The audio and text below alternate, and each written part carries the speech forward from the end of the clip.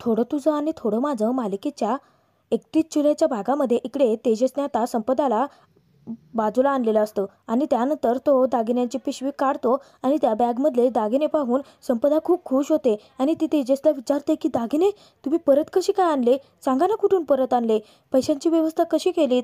आता तिथे तेजस म्हणतो की म्हणजे तुम्हाला हे दागिने खरे वाटले तर. तेव्हा संपदा जरा धक्काच बसतो तिला. तेव्हा आता तेजसला ती विचारते की म्हणजे हे खोटे दागिने आहेत का. तेव्हा तेजस सांगतो की हो, अहो आता काहीतरी आपल्याला करावं लागेल ना, आणि तुम्ही विश्वास ठेवा माझ्यावरती. हे खोटे दागिने आतापुरतं त्यांना घालू द्यात. त्या जेव्हा सणासुदीला येतील ना, तेव्हा आपण तोपर्यंत काहीतरी दागिन्यांची व्यवस्था करून पाठवून देऊयात ना त्यांच्यासोबत. संपदाला थोडीशी भीती वाटत असते, परंतु संपदा आता दुसरा काही पर्याय नसल्याने तयारी होते ते खोटे दागिने मनूला घालण्यासाठी. तर त्यानंतर आता तेजस संपतबद्दल विचारतो. तेव्हा आता संपदा सांगते की पैशांची काही व्यवस्था होते का ते पाहायला गेले आहेत. तर तोपर्यंत संपतराव यांनी बप्पा शेठची भेट घेतलेली असते. इकडे आता बप्पा शेठ सांगतात की मार्केटमध्ये तुझं नाव खराब आहे, त्यातून तू घरही गहाण ठेवला आहेस, आधीचाच कर्जबाजारी आहे, मी नाही देऊ शकत कर्ज तुला.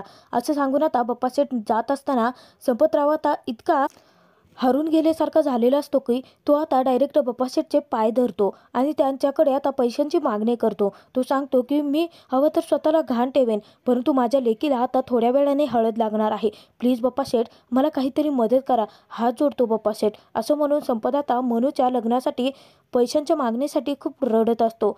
बप्पा शेठ आता तिथे सांगतात की आता सगळ्या गावात ज्या तिजोऱ्या आहेत ना, ते फक्त अण्णासाहेबांच्या सांगण्यावरून उघडल्या जातील. संपत, आता तुझ्याकडे अण्णासाहेबांची मदत घेण्याशिवाय दुसरा कोणता पर्याय नाही. असं सांगून आता संपतरावांना बप्पा शेठने पेचात पाडलेलं असतं. संपत आता खूप टेन्शनमध्ये आलेला असतो.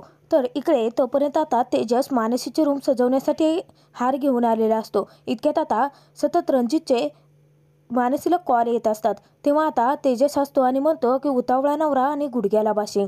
तर त्यानंतर सतत परत आता रणजित कॉल करत असतो. तर तेजस विचार करतो की मिस लकीच्या गेल्या तरी कुठे आहेत, आणि त्यानंतर तेजस स्वतःचा आता फोन रिसीव करतो. तेव्हा आता रणजित विचारतो की लागली का हळद. त्यावरती तेजस आता चेष्टा करत म्हणतो की नाही लागली, येताय का तुम्ही. तर तेजसला आता रणजित विचारतो की ते कोण बोलतंय नक्की. तेव्हा आता तेजस सांगतो की तेजस रुमाली चहा आठवलं का. तेव्हा आता रणजित म्हणतो की हो. तर तेजस आता रणजितची टांग खेचतो. तो म्हणतो की अहो तुमच्या हृदयाचे धडधड ठोके इतक्या जोरजोरात धडाधड धडाधड मला ऐकू येईल ना इथे, म्हणून फोन रिसीव केला मी. तर तेजस आता रणजितला म्हणतो की आताच बासिंग बांधून बसलाय की काय, एवढं लग्नाला उतावीळ झाला तुम्ही.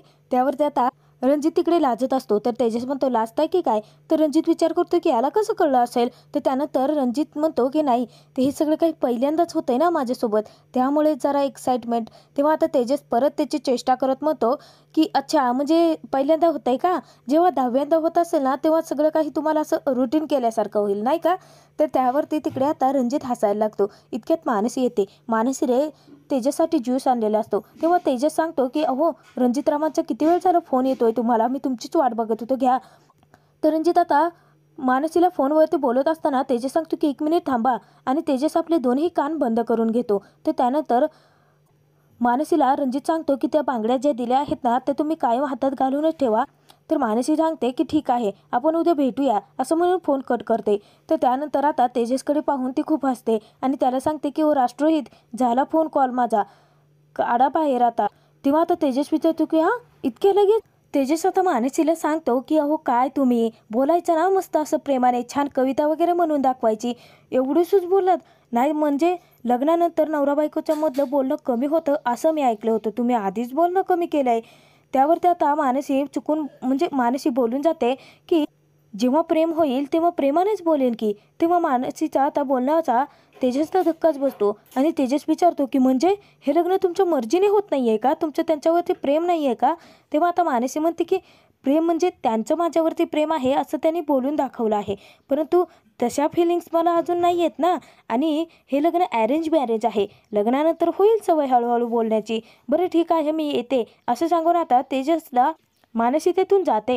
तर तेजस आता मानसीच्याच विचारात राहतो. तर थोडा वेळाने आता सगळी काही हळदीची जय्यत तयारी केलेली असते, सगळं काही साजरं संगीत तयारी झालेली असते. तेव्हा आता निधी सांगते, अनाऊन्स करते की आता माझी मनुताई हळदीसाठी तयार होऊन येत आहे हो. तेव्हा आता सगळेच जण टाळ्या वाजवून मानसीचं स्वागत करत असतात. अचानक जेव्हा मानसी रूमच्या बाहेर येते तेव्हा तेजसची नजर आता मानसीवरून हटतच नसते. मानसी खूप सुंदर अशी तयार झालेली असते. तर पटकन आता संपदा समोर येते आणि मनूला काळा टीप लावते. तर त्यानंतर शुभदा सांगते की चला हळदीला सुरुवात करूयात. तेव्हा आता संपत मानसीला कुठेच दिसत नाहीत. तर मानसी विचारते की आई बाबा कुठे आहेत, बाबा कधी येणार आहेत. तेव्हा आता संपदा सांगते की अजून तरी आलेले नाही आहेत. तेव्हा शुभदा म्हणते की ते येतील ना पाठीमागून, तोपर्यंत आपण सुरुवात करूयात. तेव्हा आता मानसी सांगते की नाही अगं मामी, बाबा आल्याशिवाय कशी सुरुवात करायची, नको थांबूयात आपण त्यांच्यासाठी. तर त्यानंतर कमलाकरला आता शुभदा सांगते की अहो यांना कळत नाही का आता मुलीला हळद लागणार आहे आणि असे कुठे गायब झाले आहे, ते लावा पटकन फोन. तेव्हा आता मानसी सांगते की 1 मिनिट थांबा, माझे मी लावते ना फोन. तर त्यानंतर आता संपतला जेव्हा मनूचा फोन येतो तेव्हा आता संपत खूप रडकुंडीला आलेला असतो. कारण एकतर पैशांची व्यवस्थाही झालेली नसते, त्यातून आज मनूला हळद लावायची असते आणि संपत स्वतः तिथे हजर नसतो. मानसी आता संपतला सांगते की बाबा नाही तुम्ही जोपर्यंत येत नाहीत तोपर्यंत मी हळद लावणार नाही. तर तिथे आता संपत मोठा पेचात पडलेला असतो, खूप रडतही असतो. तेव्हा आता संपत मानसीला सांगतो की ठीक आहे मी येतो आहे. तर संपतचा अखेरात नाईलाज झालेला असतो आणि त्याला अण्णासाहेबांकडे जाण्याशिवाय दुसरा पर्याय उरलेला नसतो. तर तिकडे आता मनस्वी अण्णाला विचारत असते की काय झालं अण्णा, अहो इथे बसून असं तुम्ही लग्न मोडणार आहात का, आज त्या मानसीची रणजितला हळद लागणार आहे, काय करताय तुम्ही. त्यावरती आता अण्णासाहेब हसतात आणि सांगतात की तू ना 5 आकडे उलटे मोज आणि मग बघ.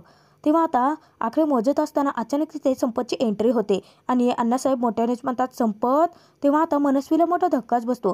तर लेकीच्या आता लग्नासाठी लेकीसाठी संपतराव आता कोणाचेही पाय धरायला तयार असतात. तेव्हा आता ते सांगतात की माझं तुझ्याकडे काम आहे अण्णा. तेव्हा आता अण्णासाहेब म्हणतात की अण्णा साहेब म्हणायचं आणि तू उभा काय, बस की खालती. तेव्हा आता अण्णासाहेब मुद्दाम आता तोरा दाखवत तिथे संपतला खालची जमिनीवरती बसवतात आणि त्याच्यासमोर पायावरती आडी घालून बसतात.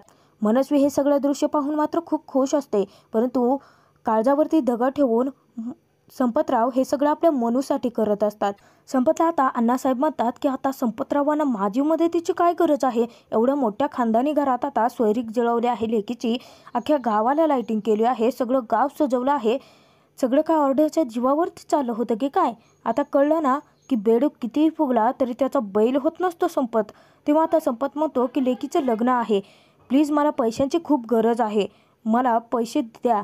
तर त्याच्यावरती आता संपत त्याची मात्र ते अण्णासाहेब आणि मनस्वी खिल्ली उडवत असतात, त्याच्यावरती हसत असतात. परंतु संपतवरती आता वेळच अशी वाईट आलेली असते की त्याला त्याच्या दुश्मनाचे सुद्धा पाय धरावे लागत असतात आणि हे वेळ स्वतः अण्णाने त्यांच्यावरती आणलेली असते बदला घेण्यासाठी. संपतराव आता खूप काळजीमध्ये असतात आणि ते अण्णासाहेबांसमोर हातही जोडत असतात.